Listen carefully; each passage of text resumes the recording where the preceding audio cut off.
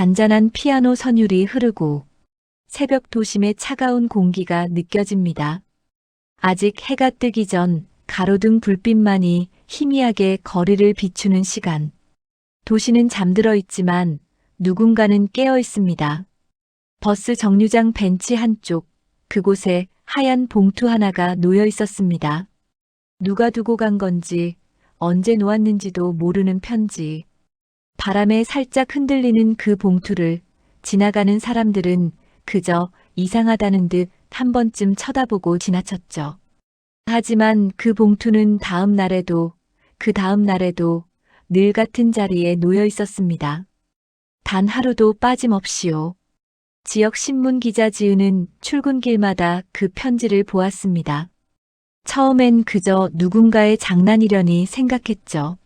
하지만 일주일이 지나고 열흘이 지나도 편지는 계속 나타났습니다. 같은 봉투, 같은 자리, 같은 시간. 누가 왜 이런 일을 할까? 호기심이 생긴 지은은 메모장을 꺼내 적었습니다. 버스 정류장의 미스터리 편지. 그건 단순한 취재거리 이상이었습니다. 뭔가 이 편지에는 이야기가 있을 것 같았어요. 그래서 지은은 결심했습니다. 어느 날 새벽부터 그 자리를 지키기로 했습니다. 새벽 5시. 지은은 커피 한 잔을 들고 정류장 맞은편 편의점 앞에 섰습니다. 아직 어둠이 완전히 가시지 않은 시간이었어요. 거리는 고요했고 가끔 청소차 소리만 멀리서 들렸습니다. 안개가 스며들듯 차가운 공기가 피부를 스쳤죠. 지은은 손을 호호 불며 기다렸습니다. 10분, 20분, 30분. 그리고 마침내 그가 나타났습니다. 어둠 속에서 천천히 걸어오는 한 사람. 구부정한 허리의 노인이었습니다. 손엔 낡은 봉투 한 장이 들려 있었죠. 지은은 숨을 죽였습니다. 저분이구나. 그가 편지를 두고 가는 사람이구나. 노인은 벤치 앞에 조용히 멈춰 섰습니다. 그의 움직임은 느렸지만 조심스러웠어요. 마치 성스러운 의식을 치르듯 손끝으로 벤치를 한번 쓸었습니다. 먼지를 닦아내는 게 아니었어요.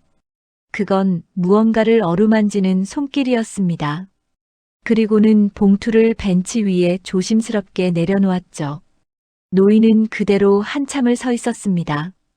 마치 누군가를 기다리듯이요. 버스가 오기를 기다리는 게 아니었어요. 그는 그저 그 자리에 서서 무언가를 바라보고 있었습니다. 바람이 불었고 낙엽 하나가 벤치 위로 떨어졌습니다. 노인은 그 낙엽을 천천히 집어들었습니다. 그리고는 천천히 그 자리를 떠났습니다. 지은은 노인이 완전히 사라지고 나서야 벤치로 다가갔습니다. 손을 뻗어 봉투를 집어들었죠. 봉투는 낡았지만 정성스럽게 접혀 있었어요. 지은은 잠시 망설이다가 봉투를 열었습니다. 안에는 손으로 쓴 편지가 한 장 들어 있었습니다. 글씨는 떨렸지만 정성스러웠어요. 지은은 천천히 읽기 시작했습니다. 수아야, 오늘도 잘 지내고 있니? 아빠는 오늘도 이 자리에 왔단다. 내가 매일 아침 타던 버스를 보면 아직도 마음이 떨린다. 내가 이 벤치에 앉아서 버스를 기다리던 모습이 아직도 눈에 선하구나. 언제까지라도 기다릴게. 아버지는 늘 여기 있을게. 지은은 편지를 다시 봉투에 넣으며 눈시울이 뜨거워짐을 느꼈습니다. 이건 단순한 편지가 아니었어요. 이건 아버지의 기다림이었습니다. 잃어버린 딸을 향한 끝나지 않은 그리움이었습니다. 지은은 봉투를 원래 자리에 다시 놓았습니다. 그리고 천천히 그 자리를 떠났죠. 하지만 마음은 무거웠습니다. 수아는 어디에 있을까? 왜 아버지는 매일 이곳에 올까? 질문들이 머릿속을 채웠습니다. 그날부터 지은의 하루는 달라졌습니다. 지은은 매일 새벽 그 자리를 찾았습니다. 취재를 위해서가 아니었어요. 그저 그 노인을 지켜보고 싶었습니다. 비가 오는 날에도 노인은 왔습니다. 우산도 없이 비를 맞으며 편지를 두고 갔죠. 눈이 오는 날에도 왔습니다. 하얀 눈이 쌓인 벤치 위에 조심스럽게 편지를 놓았어요.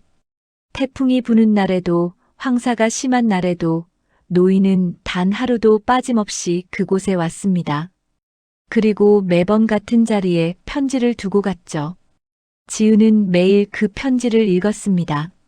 내용은 조금씩 달랐지만 마음은 같았어요. 그의 편지는 늘 같은 문장으로 끝났습니다. 아버지는 여기서 기다리고 있다. 어느 날 지은은 용기를 내어 노인에게 다가갔습니다. 노인이 편지를 두고 떠나려는 순간이었죠. 저기요, 혹시 잠깐만 이야기 나눌 수 있을까요? 노인은 놀란 듯 돌아봤습니다. 주름진 얼굴 하지만 눈빛만은 온화했어요. 누구신지? 저는 지역 신문 기자입니다. 선생님의 편지를 봤어요. 노인은 잠시 망설이더니 고개를 끄덕였습니다. 앉으시죠. 둘은 벤치에 나란히 앉았습니다. 새벽 공기는 여전히 차갑고 하늘은 천천히 밝아오고 있었어요. 노인이 먼저 입을 열었습니다. 제 딸 이야기를 들으러 오셨나 보군요. 노인의 목소리는 떨렸지만 따뜻했습니다. 노인의 이름은 박민수. 70이 넘은 그는 이 도시에서 평생을 살아온 사람이었습니다. 딸 수아는 그의 외동딸이었어요. 25살 한창 예쁜 나이였죠. 수아는 매일 아침 이 정류장에서 버스를 타고 출근했습니다. 작은 출판사에서 편집자로 일하던 밝고 명랑한 아이였어요.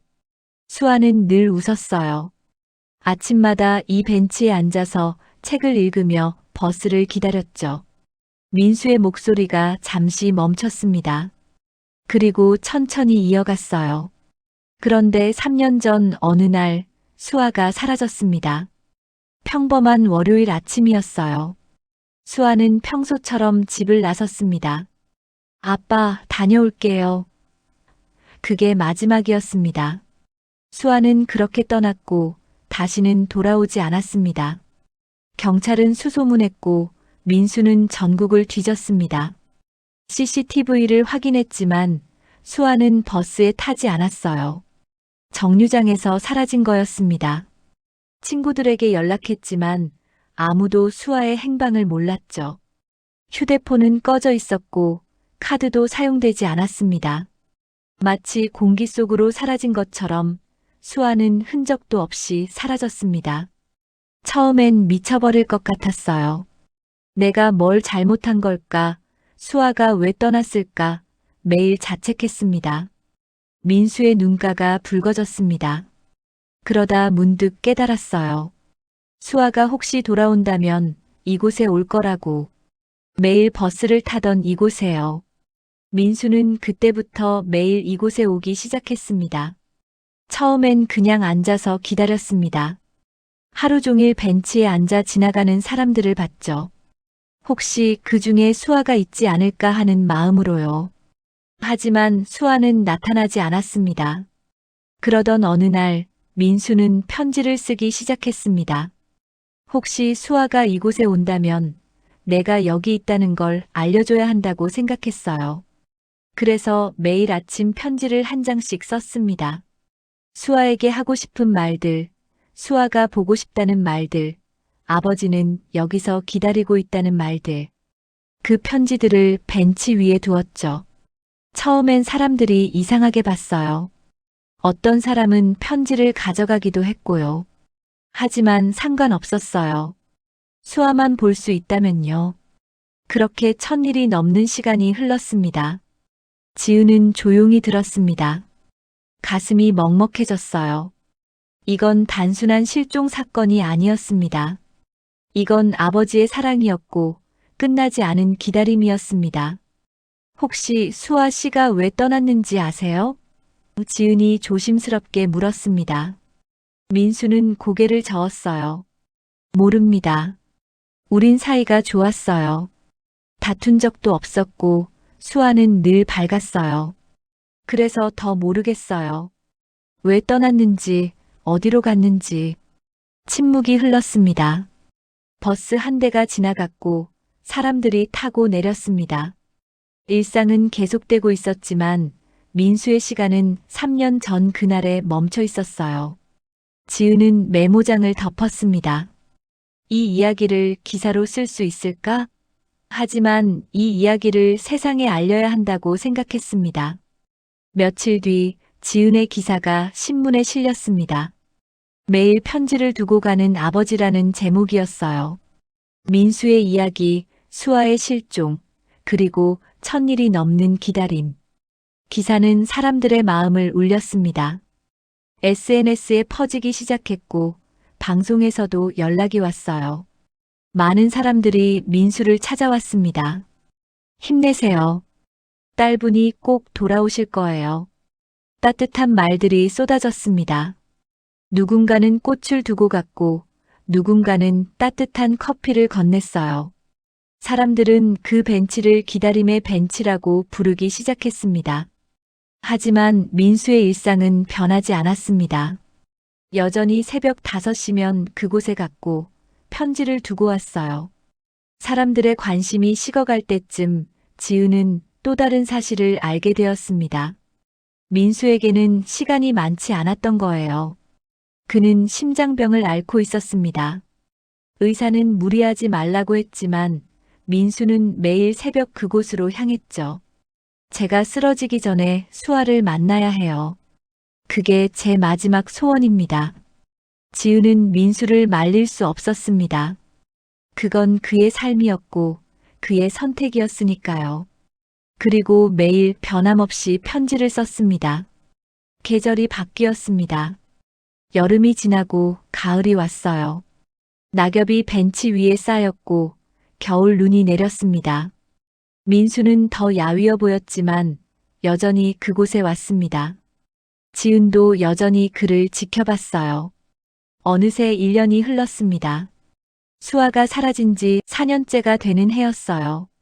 민수의 건강은 더 나빠졌습니다. 걷는 것도 힘들어 보였지만 그는 포기하지 않았어요. 조금만 더 기다리면 수아가 올 것 같아요. 그런 예감이 들어요. 하지만 민수는 쓰러지지 않았습니다. 그리고 마침내 그날이 왔습니다. 5년째 되는 봄날 아침이었어요. 지은은 평소처럼 새벽에 그곳을 찾았습니다.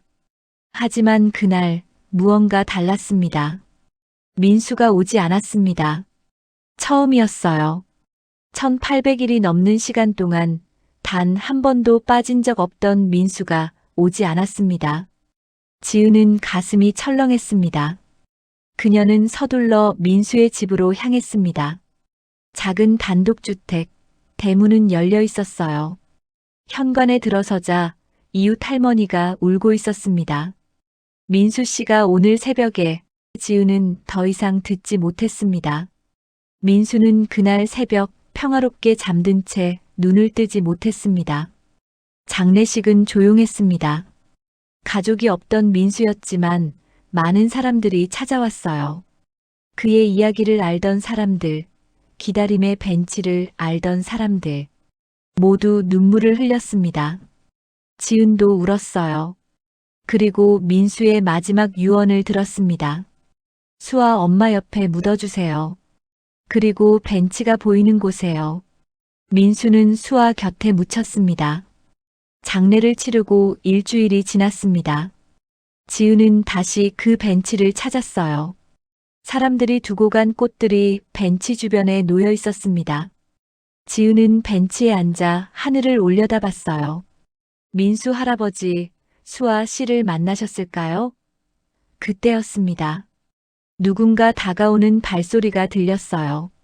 지은은 고개를 돌렸습니다. 그리고 그녀를 보았습니다.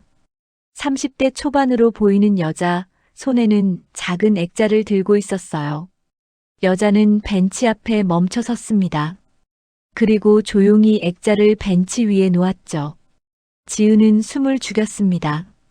여자가 떠나려는 순간 지은이 불렀습니다. 혹시 수아 씨세요? 여자가 멈춰 섰습니다. 천천히 돌아보더니 고개를 끄덕였어요. 네, 저예요. 지은의 눈에서 눈물이 흘러내렸습니다. 어디 계셨어요? 왜 이제야 수아는 벤치에 앉았습니다. 그리고 천천히 이야기하기 시작했어요. 5년 전 저는 병에 걸렸어요. 우울증이었죠. 심했어요. 아버지한테 짐이 되고 싶지 않았어요. 그래서 떠났어요. 요양원에 들어갔고 천천히 치료받았습니다. 수아의 목소리는 떨렸습니다. 1년 전쯤 많이 나아졌어요. 그때 신문 기사를 봤어요. 아버지가 매일 편지를 쓰신다는 걸요. 그제야 알았어요. 내가 얼마나 큰 실수를 했는지. 수아는 울었습니다. 용기가 나지 않았어요. 어떻게 돌아가야 할지 몰랐어요. 그런데 오늘 부고를 봤어요. 아버지가 돌아가셨다는 걸. 지은은 수아의 손을 잡았습니다. 민수 할아버지는 끝까지 당신을 기다리셨어요. 단 하루도 빠짐없이요. 수아는 고개를 숙였습니다. 이제 알아요. 아버지의 사랑이 얼마나 깊었는지. 그런데 너무 늦었어요. 아니에요. 지은이 말했습니다. 할아버지는 알고 계셨을 거예요. 수아 씨가 언젠가는 올 거라는 걸요. 그래서 매일 편지를 쓰신 거예요. 둘은 한참을 말없이 앉아 있었습니다. 봄바람이 불었고 벚꽃잎이 날렸어요. 수아가 놓고 간 액자를 지은이 집어들었습니다. 액자 속에는 사진이 한 장 있었어요. 어린 수아와 젊은 민수가 웃고 있는 사진. 놀이공원에서 찍은 듯한 행복한 순간이었습니다. 사진 아래에는 짧은 글이 적혀 있었습니다. 아빠, 이제 저도 매일 이곳에 올게요. 우리 함께 버스 타요.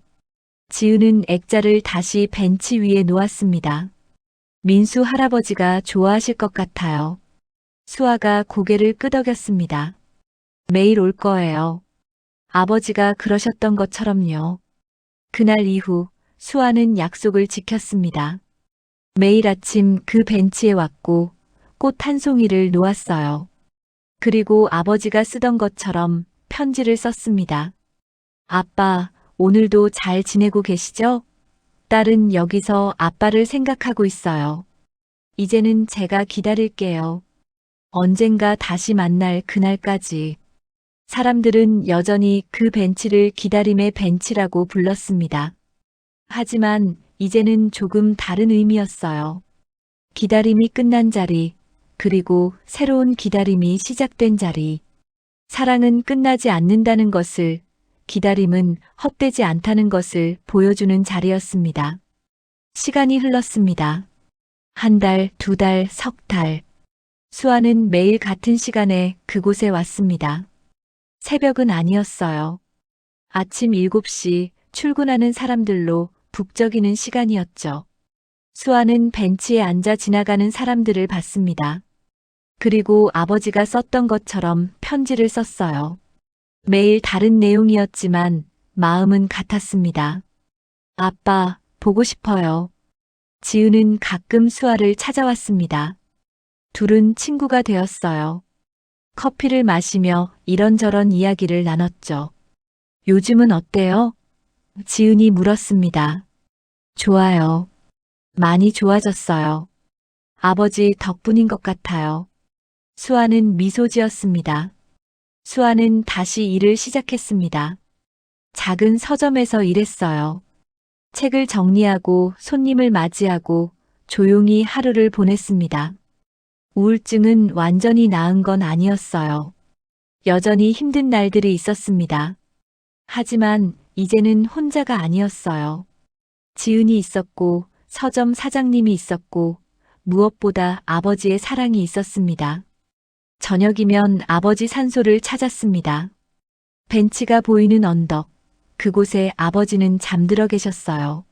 아빠, 오늘도 다녀왔어요. 벤치예요.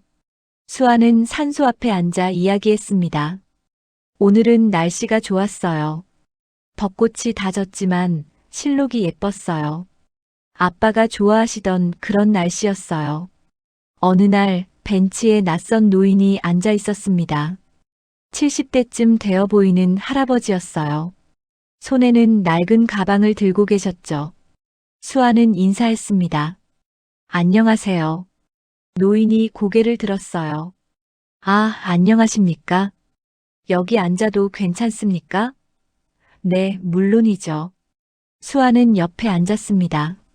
노인은 한참을 말없이 앞을 바라봤어요. 그러다 조용히 말했습니다. 이 벤치 유명하다던데요. 기다림의 벤치라고. 네, 맞아요. 수아가 대답했습니다. 저도 신문에서 봤습니다. 딸을 기다리던 아버지 이야기요. 참 가슴 아픈 이야기더군요. 노인의 목소리가 떨렸습니다. 저도 비슷해서요. 아들을 기다리고 있습니다. 수아는 노인을 바라봤어요. 혹시 10년 전에 연락이 끊겼습니다. 싸우고 나간 뒤로요. 제 잘못이 컸죠. 너무 엄했고 이해하지 못했습니다. 노인은 눈시울을 붉혔습니다. 이 벤치 이야기를 듣고 저도 와봤습니다. 혹시 아들이 돌아온다면 이런 곳에서 만날 수 있지 않을까 싶어서요. 그냥 앉아있고 싶었어요. 수아는 노인의 손을 잡았습니다. 제 아버지도 그랬어요. 매일 이곳에 오셨죠. 저를 기다리시면서요. 그럼 당신이 네, 저예요. 박수아예요. 노인은 놀란 듯 수아를 봤습니다. 그럼 아버님을 만나셨습니까? 아니요. 늦었어요. 제가 돌아왔을 때 아버지는 이미 수아의 목소리가 잠시 멈췄습니다. 하지만 알게 됐어요. 아버지의 사랑을요. 그리고 이제는 제가 여기 있어요. 아버지를 기억하면서요. 노인은 한참을 말없이 앉아 있었습니다. 그러다 조용히 말했어요. 늦지 않았으면 좋겠습니다. 제 아들을 만날 수 있으면 찾아보세요. 직접 찾아가세요. 수아가 말했습니다. 기다리는 것도 좋지만 때로는 먼저 다가가는 것도 필요해요. 저는 그러지 못해서 후회하고 있어요. 노인은 고개를 끄덕이고 천천히 자리에서 일어났습니다. 고맙습니다. 용기를 얻었습니다. 그리고 떠났습니다. 일주일 후 지은이 수아에게 전화를 걸었습니다. 수아 씨, 큰일 났어요. 아니, 좋은 일이에요. 무슨 일이에요? 그 노인분 있잖아요.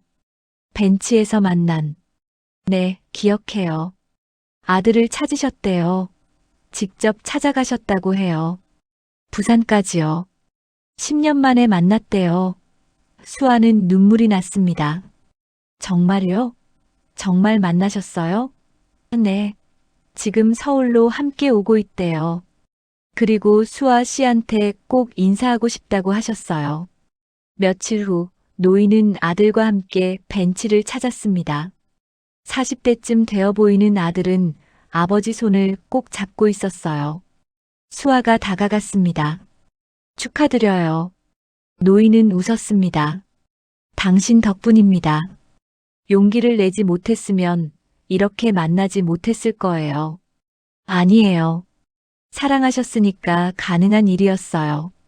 그들은 웃으며 포옹했습니다. 그 후로 벤치는 조금씩 유명해졌습니다. 지은의 기사가 계속 나갔고 방송에서도 다뤘어요. 사람들이 찾아왔습니다. 누군가를 기다리는 사람들, 누군가를 그리워하는 사람들, 용서를 구하는 사람들. 그들은 벤치에 앉아 편지를 썼습니다. 꽃을 놓기도 하고 기도하기도 했어요. 벤치는 더 이상 그냥 버스 정류장이 아니었습니다. 그곳은 사랑이 머무는 자리였고 기다림이 열매 맺는 자리였습니다. 시청에서는 벤치를 보수했어요. 작은 명패를 달았죠. 기다림의 벤치. 사랑은 기다림 속에서 영원해집니다. 수아는 그 명패를 보며 눈물 지었습니다. 아빠, 보세요. 아빠의 사랑이 이렇게 많은 사람들에게 전해졌어요. 사람들은 그곳을 희망의 벤치라고도 부르기 시작했습니다. 1년이 더 흘렀습니다. 어느덧 아버지가 돌아가신 지 2년이 되었어요. 수아는 여전히 매일 벤치를 찾았습니다. 하지만 이제는 조금 달랐어요. 예전처럼 슬프지만은 않았습니다. 평화로웠어요. 아버지가 곁에 있는 것 같았습니다. 아빠, 저 오늘 승진했어요. 서점 부매니저가 됐어요. 수아는 벤치에 앉아 말했습니다. 제가 해낼 수 있을까 걱정했는데 사장님이 저를 믿어주셨어요. 아빠도 자랑스러워 하실 것 같아요. 바람이 불었습니다. 따뜻한 봄바람이었어요. 수아는 눈을 감았습니다. 아버지의 목소리가 들리는 것 같았어요. 잘했다, 수아야. 아빠는 내가 자랑스럽다. 환청이었을까요? 아니면 마음속 목소리였을까요? 하지만 수아는 알고 있었어요. 아버지는 언제나 곁에 계신다는 것을요. 어느 가을날 수아는 벤치에서 한 남자를 만났습니다. 30대 중반쯤 되어 보이는 남자였어요. 손에 책을 들고 있었죠. 여기 앉아도 될까요? 남자가 물었습니다. 네, 물론이에요. 남자는 책을 읽으며 앉았습니다. 수아는 옆에서 아버지께 편지를 쓰고 있었어요. 잠시 후 남자가 조심스럽게 물었습니다. 혹시 박수아 씨세요? 수아는 놀라서 고개를 들었습니다. 네, 맞는데요. 어떻게 신문에서 봤어요? 기다림의 벤치 이야기요. 저도 그 이야기에 감동받았어요. 남자가 미소 지었습니다. 저는 김준호라고 해요. 책 쓰는 사람이에요. 작가시구나. 네, 소설을 쓰는데요. 실은 이 벤치 이야기를 소설로 쓰고 싶어서 찾아왔어요. 물론 허락을 받아야 할 것 같아서요. 수아는 잠시 생각했습니다. 아버지 이야기를요? 네. 정말 아름다운 이야기라고 생각해요. 많은 사람들에게 감동을 줄 수 있을 것 같아서요. 수아는 고개를 끄덕였습니다. 좋아요. 아버지도 기뻐하실 것 같아요. 그렇게 둘은 친해졌습니다. 준호는 자주 벤치를 찾았고 수아는 아버지 이야기를 들려줬어요. 둘은 자연스럽게 대화를 나눴습니다. 몇 달이 흘렀습니다. 준호의 소설이 완성되었어요. 제목은 기다림의 온도였습니다.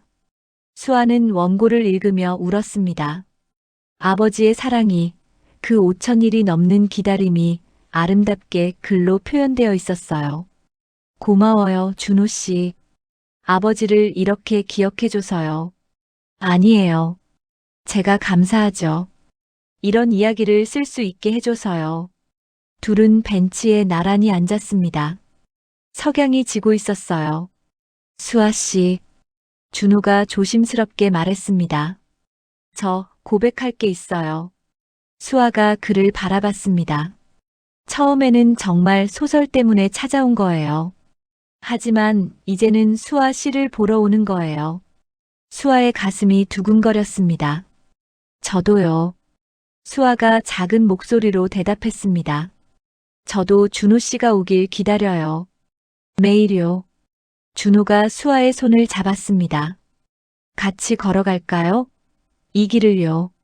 수아는 고개를 끄덕였습니다. 네, 같이 가요. 둘은 벤치에서 일어나 천천히 걸었습니다. 노을 진 하늘 아래 나란히요. 수아는 행복했습니다. 또 1년이 흘렀습니다. 수아와 준호는 결혼했어요. 작은 결혼식이었습니다. 하객은 많지 않았지만 모두 진심으로 축하해줬죠. 결혼식은 어디서 했을까요? 바로 그 벤치 앞 작은 공원에서였습니다. 민수의 산소가 보이는 곳, 기다림의 벤치가 있는 곳. 아빠, 저 결혼해요. 좋은 사람 만났어요.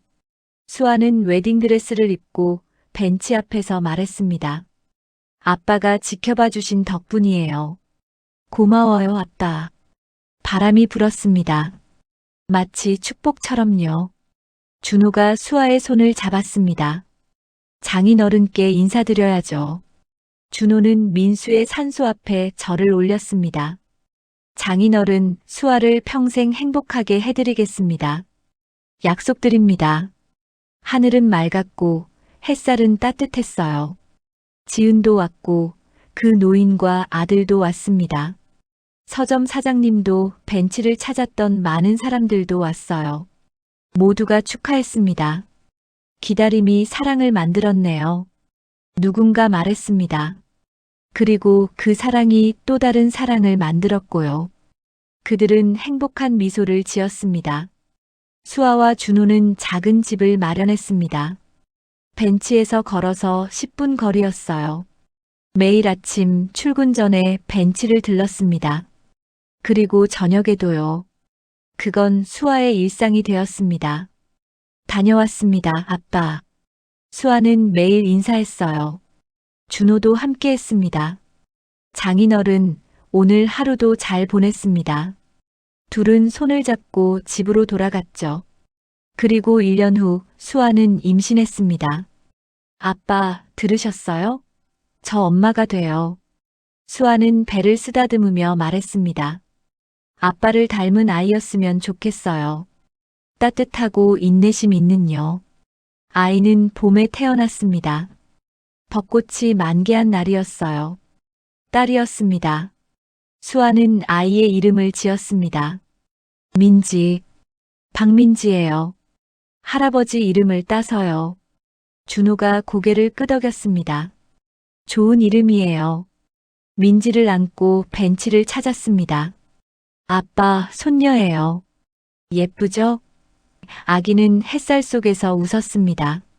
마치 할아버지를 알아보는 것처럼요. 매일 저녁 산책을 했습니다. 민지를 유모차에 태우고 벤치를 지나 공원을 한 바퀴 도는 것이 그들의 일과였어요. 민지는 무럭무럭 자랐습니다. 3살이 되었을 때 민지는 말을 하기 시작했어요. 엄마, 저기 벤치. 응, 그래. 할아버지 벤치야. 할아버지? 응, 민지 할아버지가 매일 오시던 곳이야. 민지는 신기한 듯 벤치를 바라봤습니다. 수아는 민지를 안고 벤치에 앉았어요. 할아버지는 엄마를 너무너무 사랑하셨어. 그래서 매일 여기 오셨어. 엄마를 기다리면서요. 할아버지 어디 있어? 하늘나라에 계셔. 하지만 늘 우리를 지켜보고 계셔. 민지는 하늘을 올려다봤습니다. 그리고 작은 손을 흔들었어요. 할아버지, 안녕. 수아는 눈물이 났습니다. 민지는 할아버지 이야기를 좋아했습니다. 시간은 계속 흘렀습니다. 민지는 초등학교에 입학했어요. 학교 가는 길에 벤치를 지나갔습니다. 엄마, 나도 할아버지처럼 편지 써도 돼? 물론이지. 민지는 서툰 글씨로 편지를 썼습니다. 할아버지, 저 민지예요. 오늘 학교 갔어요. 친구도 사귀었어요. 할아버지도 보고 싶어요. 민지는 편지를 벤치 위에 올려놓았습니다. 바람에 날아가지 않도록 작은 돌로 눌러놓았죠. 수아는 딸을 보며 미소 지었습니다. 아버지의 사랑이 대를 이어 전해지고 있었어요. 이제 민지가 그 역할을 이어받았습니다. 15년이 흘렀습니다. 민지는 고등학생이 되었어요. 키가 훌쩍 자라 이제는 엄마보다 컸습니다. 준호의 소설 기다림의 온도는 베스트셀러가 되었고 영화로도 만들어졌어요. 많은 사람들이 그 이야기에 감동했습니다. 벤치는 이제 명소가 되었습니다. 관광객들이 찾아왔고 연인들이 데이트를 했어요. 시청에서는 벤치 주변을 작은 공원으로 만들었습니다. 벚나무를 심고 꽃밭을 가꾸고 산책로를 만들었죠. 하지만 벤치는 그대로였습니다. 민수가 앉았던 그 벤치, 수아가 앉았던 그 벤치. 변하지 않았어요. 수아는 여전히 매일 그곳을 찾았습니다. 이제 50살이 넘었지만 그녀의 일상은 변하지 않았어요. 아빠, 오늘도 다녀갔어요. 민지도 함께 왔습니다. 대학 입시를 준비하는 바쁜 와중에도 일주일에 한 번은 꼭 벤치를 찾았어요. 할아버지, 저 대학 합격했어요. 문예 창작가요. 아빠처럼 작가가 되고 싶어요. 준호가 딸의 어깨를 감쌌습니다. 장인어른, 손녀가 훌륭하게 자랐습니다. 그들은 여전히 행복했습니다. 어느 겨울날, 눈이 소복이 내리는 저녁이었어요. 수아는 혼자 벤치를 찾았습니다. 눈 쌓인 벤치를 쓸어내고 앉았죠. 아빠, 추우시겠어요? 제가 눈 좀 치워드릴게요. 수아는 벤치 주변에 눈을 쓸었습니다. 그때 누군가 다가왔어요. 실례지만 여기 박민수 씨 벤치 맞나요? 40대쯤 되어 보이는 남자였습니다. 네, 맞아요. 저는 딸 박수아예요. 아, 그러시군요. 저는 멀리서 왔어요. 이 벤치 이야기를 듣고 꼭 와보고 싶었습니다. 남자는 벤치를 조심스럽게 만졌습니다. 저도 비슷한 상황이거든요. 딸이 가출했어요. 3년째 소식이 없습니다. 수아의 가슴이 아렸습니다. 많이 힘드시겠어요. 네, 매일 찾고 있어요. 하지만 소식이 없네요. 이 이야기를 듣고 용기를 얻고 싶어서 왔습니다. 수아는 남자와 함께 벤치에 앉았습니다. 포기하지 마세요. 제 아버지처럼 기다리세요. 그리고 찾으세요. 언젠가는 만나실 거예요. 고맙습니다. 위로가 됩니다. 남자는 눈물을 닦았습니다. 그리고 천천히 자리에서 일어났어요. 힘내세요. 딸분도 당신을 그리워하고 있을 거예요. 수아가 말했습니다. 남자는 고개를 숙여 인사하고 떠났습니다. 눈 속으로 사라지는 그의 뒷모습을 보며 수아는 생각했습니다. 세상에는 여전히 많은 기다림이 있구나. 많은 사랑이 있구나. 그가 바로 민수와 비슷한 길을 걷고 있는 사람이었습니다. 또 몇 년이 흘렀습니다. 민지는 대학을 졸업하고 작가가 되었어요. 첫 소설을 출간했습니다. 제목은 할아버지의 편지였어요. 민수의 이야기를, 수아의 이야기를, 그리고 벤치의 이야기를 담은 소설이었습니다. 책은 많은 사람들에게 사랑받았어요. 엄마, 이거 다 할아버지 덕분이에요. 민지가 말했습니다. 할아버지가 남겨주신 사랑 덕분에 이런 글을 쓸 수 있었어요. 수아는 딸을 안아줬습니다. 할아버지가 정말 자랑스러워 하실 거야. 그날 저녁 가족들은 모두 벤치를 찾았습니다. 수아, 준호, 민지, 그리고 지은도 함께였습니다. 20년이 흘렀습니다. 민수가 세상을 떠난 지 20년. 수아는 이제 70을 바라보는 나이가 되었어요. 머리는 하얗게 새었지만 여전히 건강했습니다.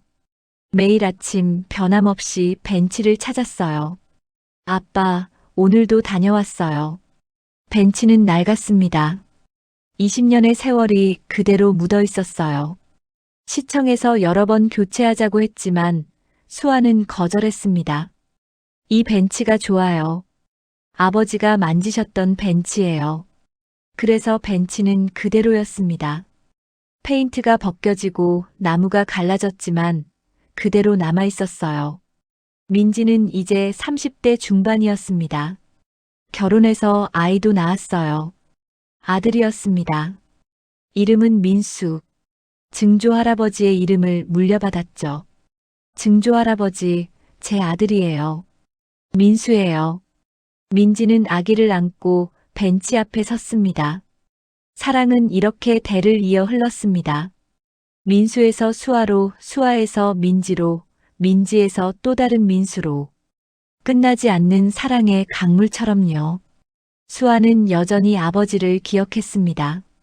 어느 봄날 아침이었습니다. 벚꽃이 만개한 날이었어요. 수아는 평소처럼 벤치를 찾았습니다. 하지만 그날은 몸이 유난히 무거웠어요. 아빠, 오늘은 좀 힘드네요. 나이를 속일 수 없나 봐요. 수아는 벤치에 앉아 숨을 고르었습니다. 벚꽃잎이 흩날렸어요. 마치 하얀 눈처럼 아름답게 떨어졌습니다. 수아는 눈을 감았습니다. 그리고 아버지의 목소리가 들렸어요. 수아야, 이제 그만 쉬어도 된다. 수아는 미소 지었습니다. 아빠, 제가 갈게요. 오래 기다리셨죠? 아니야, 괜찮단다. 천천히 와. 수아는 평화로운 얼굴로 벤치에 기대어 있었습니다. 벚꽃잎이 그녀의 어깨 위에 살포시 내려앉았어요. 그게 마지막이었습니다. 1시간 뒤 민지가 어머니를 발견했습니다. 벤치에 기대어 있는 어머니를 보고 처음엔 주무시는 줄 알았어요. 엄마, 여기서 주무시면 안 돼요. 하지만 어머니는 대답이 없었습니다. 민지는 그제야 알았어요. 어머니가 떠났다는 것을요. 엄마. 민지는 어머니를 안았습니다. 그리고 울었어요. 하지만 이상하게도 슬프기만 한 건 아니었습니다. 어머니는 평화로운 얼굴로 잠들어 있었습니다. 마치 오랜 여행을 마치고 집에 돌아온 사람처럼요. 엄마, 이제 할아버지를 만나셨네요. 민지는 눈물을 닦았습니다. 장례는 조용했습니다. 수아가 원했던 대로요. 많은 사람들이 찾아와 조문했습니다. 수아를 아는 사람들, 벤치 이야기를 아는 사람들, 민수의 이야기에 감동받았던 사람들, 모두 눈물을 흘렸습니다. 장례를 치르고 수아는 아버지 옆에 묻혔습니다. 벤치가 보이는 언덕, 그곳에 나란히 잠들었어요. 아빠, 엄마, 이제 함께 계세요. 민지가 말했습니다. 묘비에는 이렇게 적혀 있었습니다. 박민수, 박수아. 기다림 끝에 만난 사랑. 영원히 함께. 민지는 어머니의 유언대로 했습니다. 벤치를 그대로 두는 것. 그리고 매일 꽃을 올려놓는 것. 엄마, 약속할게요. 제가 이어갈게요. 민지는 다짐했습니다. 그 후로도 세월은 흘렀습니다. 민지도 나이가 들었어요. 아들 민수는 청년이 되었고 그도 작가의 길을 걷기 시작했습니다. 할머니, 증조할아버지처럼 저도 사람들에게 감동을 주는 글을 쓰고 싶어요. 젊은 민수가 말했습니다. 그래, 내 안에 흐르는 피야. 사랑을 전하는 피지. 민지는 아들을 격려했습니다. 벤치는 여전히 그곳에 있었습니다. 이제 30년이 넘은 낡은 벤치였지만 사람들은 여전히 찾아왔어요. 누군가를 기다리는 사람들, 사랑을 고백하는 연인들, 용서를 구하는 가족들. 그들은 모두 벤치에 앉아 기도했습니다. 그리고 편지를 썼어요. 벤치 옆에는 작은 우체통이 생겼습니다. 시청에서 만든 것이었어요. 기다림의 편지함이라는 이름이 붙었죠. 사람들은 그곳에 편지를 넣었습니다. 누군가에게 전하지 못한 말들, 미안함, 사랑, 그리움. 모든 감정들이 그 편지함 안에 담겼어요. 민지도 70이 넘었습니다. 어머니처럼 할아버지처럼 매일 벤치를 찾았어요.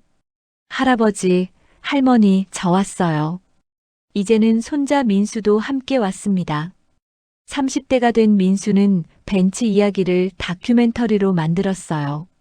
기다림은 끝나지 않는다는 제목이었습니다. 많은 사람들이 시청했고 상도 받았어요. 증조할아버지, 할머니, 이 모든 게 당신들 덕분입니다. 민수는 묘지 앞에서 절을 올렸습니다. 벤치는 이제 역사가 되었습니다. 도시의 상징이 되었고 사랑의 아이콘이 되었어요. 관광 안내 책자에도 실렸고 지도에도 표시되었습니다. 하지만 가장 중요한 건 그곳이 여전히 사랑이 머무는 자리라는 것이었습니다. 오늘도 누군가 벤치에 앉아 있을 것입니다. 오늘도 누군가 편지를 쓰고 있을 것입니다. 오늘도 누군가 기다리고 있을 것입니다. 그리고 오늘도 사랑은 계속될 것입니다. 끝나지 않는 강물처럼, 지지 않는 불꽃처럼 영원히요. 민지는 벤치에 앉아 하늘을 올려다봤습니다. 구름이 천천히 흘러가고 있었어요. 할아버지, 할머니, 보고 싶어요. 그리고 사랑해요. 바람이 불었습니다. 따뜻한 봄바람이었어요. 마치 대답처럼요. 벤치 위에 또 하나의 편지가 놓여 있었습니다. 누가 두고 간 것인지 모르는 편지. 민지는 그 편지를 집어들었습니다. 그리고 조용히 읽었어요. 아버지, 오늘도 잘 지내고 계시나요? 딸은 여기서 아버지를 기다리고 있어요. 언젠가 꼭 다시 만나요. 민지는 미소 지었습니다. 또 다른 이야기가 시작되고 있었습니다. 또 다른 기다림이 이어지고 있었어요. 오늘도 누군가 편지를 두고 갔을 것입니다. 40년이 흘렀습니다. 민수가 처음 편지를 두기 시작한 지 40년. 벤치는 여전히 그곳에 있었어요. 낡고 오래되었지만 여전히 단단했습니다. 마치 사랑처럼요. 지은도 세상을 떠났습니다. 그녀는 마지막까지 벤치 이야기를 기록했어요. 수많은 기사를 썼고 책도 펴냈습니다. 기다림의 기록이라는 제목이었죠. 그 책에는 40년 동안 벤치를 거쳐간 사람들의 이야기가 담겨 있었습니다. 1000개가 넘는 이야기들. 모두 사랑에 관한 것이었어요. 어느 겨울 저녁이었습니다. 눈이 내리는 날이었어요.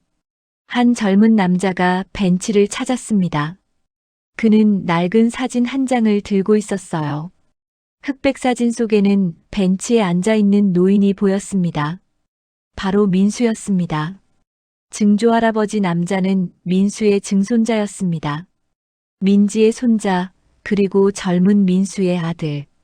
4대째 이어지는 가족이었죠. 증조할아버지, 저도 작가가 되었어요. 그리고 오늘 첫 책을 냈어요. 제목은 기다림의 벤치예요. 남자는 책 한 권을 벤치 위에 올려놓았습니다. 표지에는 벤치 그림이 그려져 있었어요. 이 모든 이야기를 담았어요. 증조할아버지부터 저까지요. 4대에 걸친 사랑의 기록이에요. 눈이 책 위에 살포시 내려앉았습니다. 남자는 벤치에 앉아 하늘을 올려다봤어요. 별들이 반짝이고 있었습니다. 증조할아버지, 증조할머니, 할머니, 그리고 아버지. 모두 고마워요. 이렇게 아름다운 이야기를 남겨주셔서요. 바람이 불었습니다. 차가운 겨울 바람이었지만 마음은 따뜻했어요. 남자는 주머니에서 편지 한 장을 꺼냈습니다. 그리고 벤치 위에 조심스럽게 놓았어요. 마치 민수가 그랬던 것처럼요. 편지에는 이렇게 적혀 있었습니다. 사랑하는 이들에게 당신들의 기다림은 헛되지 않았습니다. 당신들의 사랑은 우리에게 전해졌습니다. 그리고 우리는 그 사랑을 다음 세대에 전할 것입니다. 영원히 끝나지 않도록. 남자는 천천히 자리에서 일어났습니다. 그리고 벤치를 한번 쓰다듬었어요. 민수가 그랬던 것처럼, 수아가 그랬던 것처럼, 민지가 그랬던 것처럼. 사랑을 전하는 손길이었습니다. 그는 천천히 걸어갔습니다. 눈 내리는 길을 따라 집으로 향했어요. 뒤돌아보니 벤치는 여전히 그곳에 서 있었습니다. 가로등 불빛 아래 눈을 맞으며 외롭지 않게. 왜냐하면 그곳엔 사랑이 있었으니까요. 40년 전 민수가 남긴 사랑, 수아가 이어간 사랑, 민지가 기억한 사랑, 그리고 이제 새로운 세대가 물려받은 사랑. 그 모든 사랑이 벤치에 스며들어 있었습니다. 오늘도 누군가 그 벤치를 찾을 것입니다. 내일도 모레도 그 다음 날도. 그리고 100년 후에도 200년 후에도 그 벤치는 여전히 그곳에 있을 것입니다. 사람들을 기다리며 사랑을 품으며 이야기를 담으며 밤하늘의 별들이 더욱 밝게 빛났습니다. 마치 민수와 수아가 그리고 모든 이들이 하늘에서 내려다보며 미소 짓는 것 같았어요. 기다림은 끝나지 않는다. 민지가 남긴 말이었습니다. 사랑은 영원하다. 수아가 믿었던 것이었습니다. 우리는 함께 있다. 민수가 원했던 것이었습니다. 그리고 그 모든 것이 오늘도 그 벤치에서 이어지고 있었습니다. 저녁 노을이 벤치를 붉게 물들이고 있었습니다. 아름다운 겨울 저녁이었어요. 벤치는 고요했지만 결코 외롭지 않았습니다. 그곳엔 늘 사랑이 있었으니까요. 그리고 그 사랑은 절대 끝나지 않을 것입니다. 누군가의 기다림이 있는 한, 누군가의 그리움이 있는 한, 누군가의 사랑이 있는 한, 기다림의 벤치는 영원히 그곳에 있을 것입니다. 사랑은 이렇게 영원히 계속됩니다. 잔잔한 피아노 선율이 다시 흐릅니다. 누군가의 기다림은 때로 시간보다 길고 세월보다 깊습니다. 하지만 그 기다림이 헛되지 않다는 것을 이 이야기가 보여줍니다. 사랑하는 사람을 기다리는 모든 이들에게, 돌아갈 용기가 없는 모든 이들에게 이 이야기가 작은 위로가 되길 바랍니다. 기다림은 결코 헛되지 않습니다. 사랑은 반드시 전해집니다. 그리고 언젠가 모든 기다림은 만남으로 끝날 것입니다. 오늘도 어디선가 누군가 당신을 기다리고 있을지 모릅니다. 그리고 당신도 누군가를 기다리고 있을지 모릅니다. 그 기다림이 사랑이 되고 그 사랑이 기적이 되는 순간까지 기다려주세요. 그리고 돌아가세요. 당신을 사랑하는 이들에게로. 당신도 누군가의 기다림입니다. 시청해주셔서 감사합니다. 구독, 좋아요 부탁드립니다.